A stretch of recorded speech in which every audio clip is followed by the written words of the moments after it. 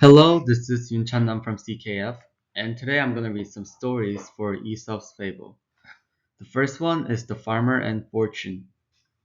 A farmer was plowing one day on his farm when he turned up a pot of golden coins with his plow. He was overjoyed at his discovery, and from that time forth made an offering daily at the shrine of the goddess of the earth. Fortune was displeased at this, and came to him and said, "My man, why do you give earth the credit for the gift which I bestowed upon you? You never thought of thanking me for your good luck, but should you be unlucky enough to lose what you have gained, I know very well that I, Fortune, should then come in for all the blame. Show gratitude where gratitude is due." The next story is Father and Sons. A certain man had several sons who were always quarreling with one another, and, try as he might, he could not get them to live together in harmony. So he determined to convince them of their folly by the following means.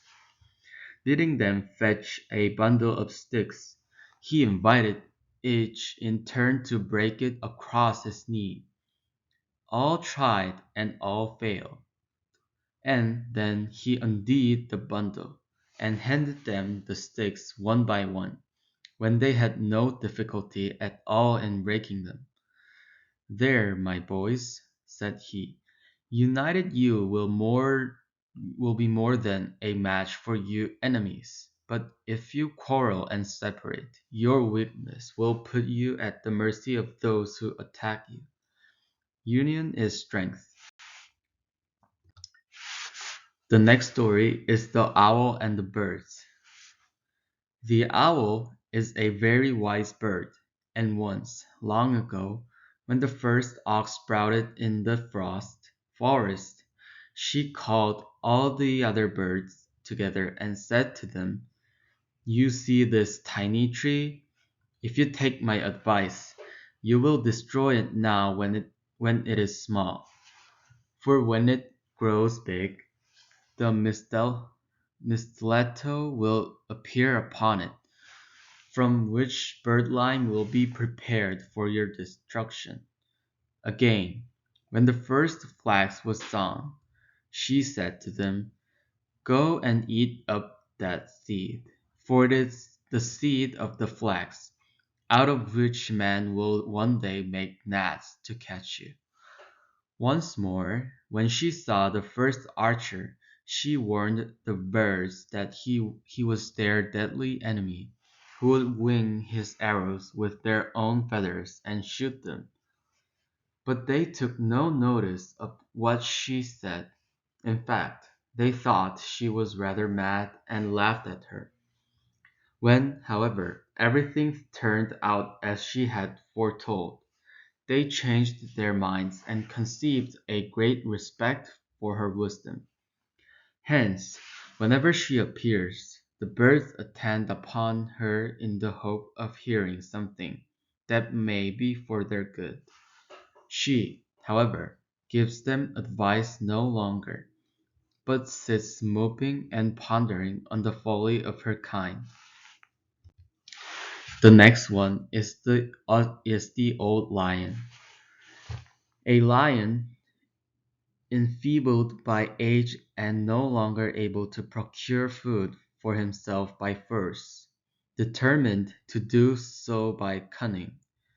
Betaking himself to a cave, he lay down inside and feigned to be sick, and whenever any of the other animals entered to inquire after his health, he sprang upon them and devoured them. Many lost their lives in this way, till one day a fox called at the cave, and having a suspicion of the truth, addressed the lion from outside instead of going in, and asked him how he did. He replied that he was in a very bad way. "But," said he, "why do you stand outside? Pray come in."